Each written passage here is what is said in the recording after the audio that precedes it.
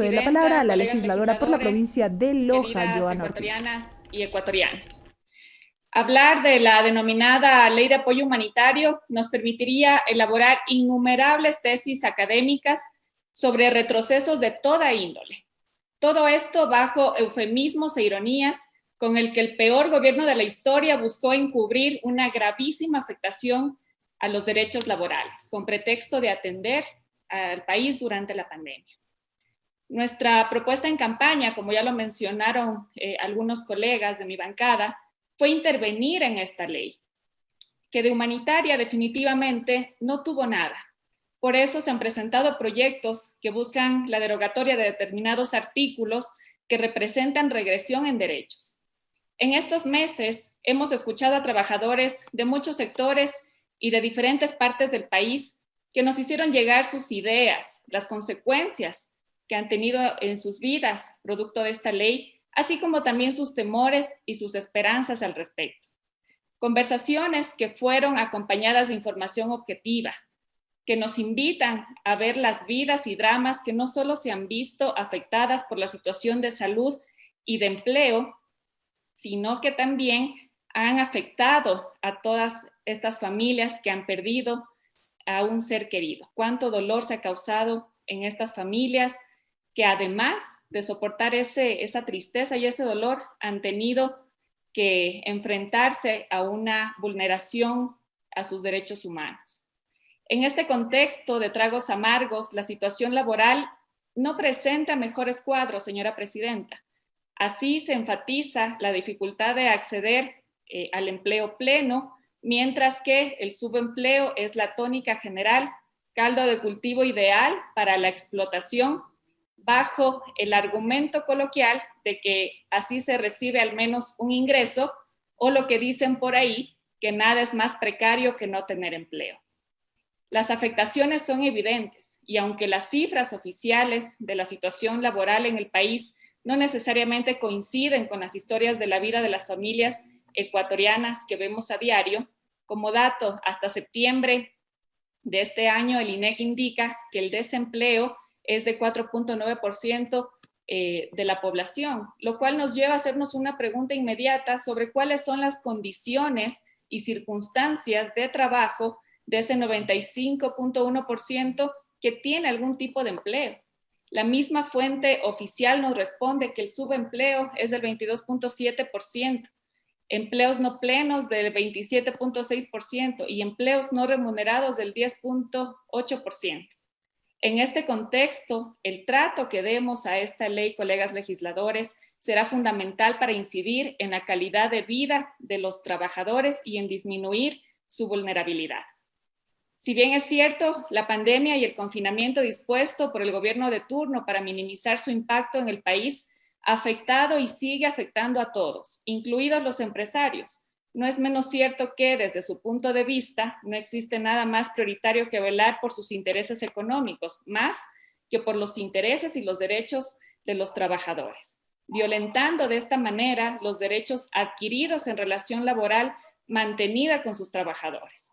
Al respecto, el Ministerio de Trabajo informó que entre enero y octubre del 2020 se registró un total de 598.506 personas que perdieron su empleo, bajo el argumento, nada claro a la época, de la fuerza mayor o caso fortuito originado por la pandemia. Esta situación se agravó aún más con la vigencia de la mal llamada Ley de Apoyo Humanitario, poniendo a los trabajadores, como ya mencionaban algunos colegas, a elegir entre perder su empleo o aceptar los acuerdos bilaterales que en muchas circunstancias iban en contra de sus derechos laborales. Tanto así que durante los primeros 3 meses de aplicada esta ley, se desvincularon a más de 200,000 trabajadores a nivel nacional. El análisis que hemos hecho de esta normativa no puede ser tratado sin pensar en las familias que he mencionado, para así superar la confrontación personalista, contrastar ideas y no atacar a los proponentes, que entiendo que han hecho un esfuerzo en torno a esta reforma. Así como también han existido abusos de parte de empresarios acogiéndose a supuestas quiebras para no reconocer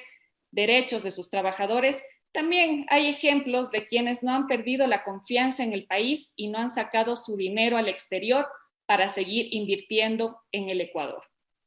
En primer lugar, me parece que es importante que se realice un tamizaje de los diversos temas que se han expuesto, de tal manera que entendamos en este pleno que nuestro objetivo siempre será dar voz a la ciudadanía y no encerrarnos en nuestros propios paradigmas o en la repetición al infinito de dogmas. En ese sentido, compañeros y colegas legisladores, presenté a la Asamblea Nacional un proyecto que deroga determinadas disposiciones de la Ley de Apoyo Humanitario, expresamente aquellas que atentan contra los derechos laborales y los artículos que ya perdieron vigencia. Y para evitar un vacío legal, hemos propuesto mantener disposiciones para que en el caso de dar por terminada una relación laboral, los trabajadores sean recompensados en base a los sueldos que recibieron antes de la aplicación de la Ley de Apoyo Humanitario y así mantener los derechos que les corresponden. Esto tendrá que ser analizado, evidentemente, dentro de la comisión que está tratando esta ley. No solo es triste, sino también irresponsable el haber planteado escenarios demagógicos que supuestamente procuraron estabilidad laboral del personal de salud y beneficios para quienes se jugaron todo en primera línea de atención durante la crisis sanitaria del COVID-2019. Aquellos que los llamaron héroes de bata blanca y que no ha podido cumplir ni el gobierno anterior ni este gobierno con ese artículo 25 que determinaba estabilidad laboral para el personal de salud. Sin embargo, esta situación ya ha sido juzgada por la Corte Constitucional dentro de las atribuciones que prevé la Carta Magna. Por eso consideramos que si este beneficio ya no va a llegar al personal de salud, ¿para qué sirve seguir teniendo una ley de estas características? No podemos negar que se trata de una pandemia de afectación mundial, que aunque hubiéramos querido los ecuatorianos haber contado con un gobierno que fortalezca la presencia del Estado, no solo para atender los síntomas y consecuencias de las personas que sufrieron por COVID-19, sino también para extender la atención a las familias que solo cuentan con ingresos informales de acuerdo a las actividades que realizan diariamente.